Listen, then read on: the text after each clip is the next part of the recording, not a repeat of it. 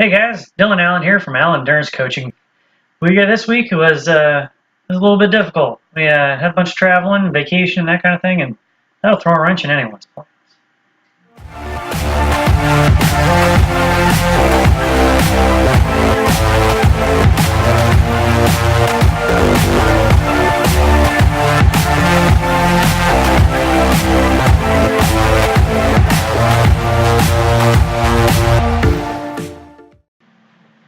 All right, guys. So this week we had vacation.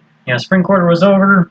We went to the beach for a couple days. We were home just long enough to essentially do laundry and repack the car before going camping up in Arkansas. And just like anybody else, vacation wreaks havoc on my training schedule. So, what we got going on? We got last week we only totaled 26 and a half miles. 3 hours 20 minutes. We didn't swim at all last week, despite going to the beach. But before leaving town, we essentially did a whole bunch of 5-mile runs last week. So before leaving town, we did a set of hills. Not really a set of hills per se, but a hilly run, and I probably ran a little too hard. All right, so here's what the workout looked like. It was total just over 5 miles, total 37 minutes. So I mean, it wasn't super fast. We got almost 400 feet of elevation gain, which doesn't sound like a ton, but some of the hills on this loop are particularly steep. The first bit, kind of right through here, coming around through the neighborhood, I kind of do that just to avoid traffic on Barnett Springs. But that downhill right there up to about the half-mile point is steep enough when you're not fully warmed up yet that it is a steep downhill.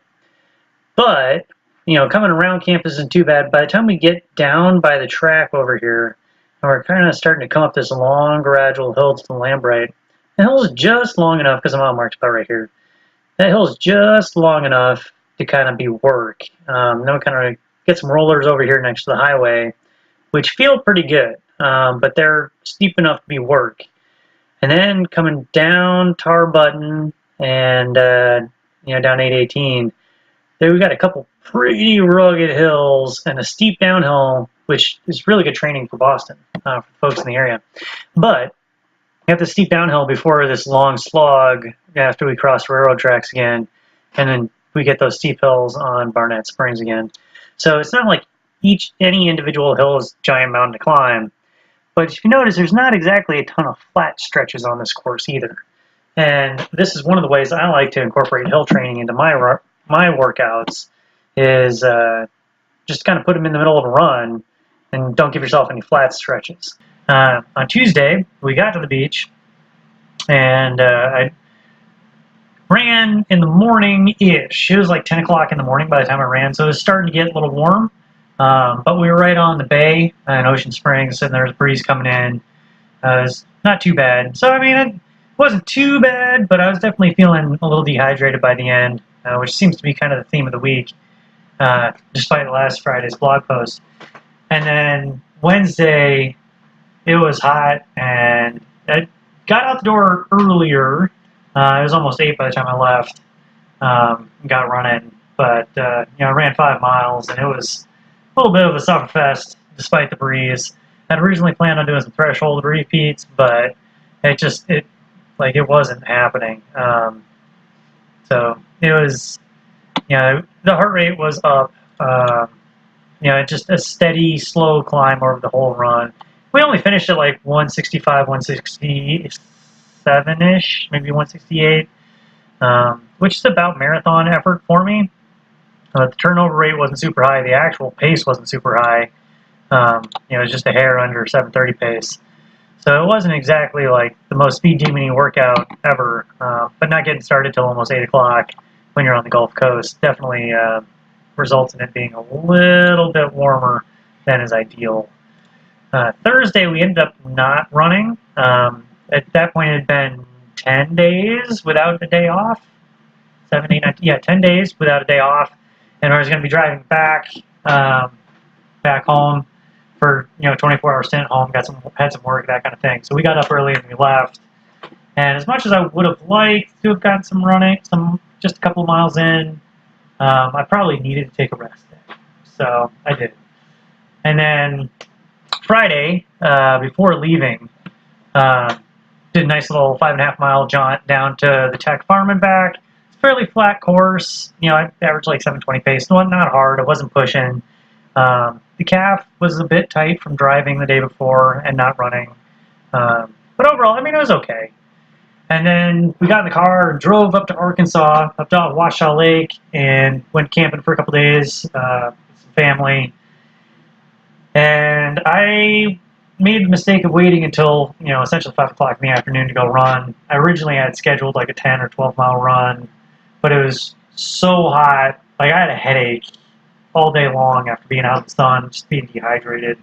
So I ran 5.7 miles on the trails on Lake Ouachita, and they were fun. It was great to run on the trails. You know, got several steep hills in there, but it was pretty hot. I felt pretty good. Started about mile 2.5-ish, and then until about 4.5-ish, felt pretty good. And you can kind of see my heart rate just kind of climbed and climbed and climbed and climbed. Dropped when I was doing my turnaround, looking at my watch, making the call to pull the plug because I could tell I was getting hot. And the core temperature just continued to rise as I was getting back, as that heart rate went up. And I mean, 160 isn't a super high heart rate. 165 isn't super high for me. But given how hot it was, I think the high that day was like close to 100 degrees or something ridiculous like that. But you can see like the heart rate was climbing and climbing and climbing the entire way till I got back to flat ground, back to the campground. And like, you know, the average pace just was not super fast. So it was a hard workout. It definitely was. And the trails were awesome. If you're in the area, I definitely recommend running on them. They were great. So yeah, after that trail run, I was so hot when I swung by the bathroom on my way back to the campsite.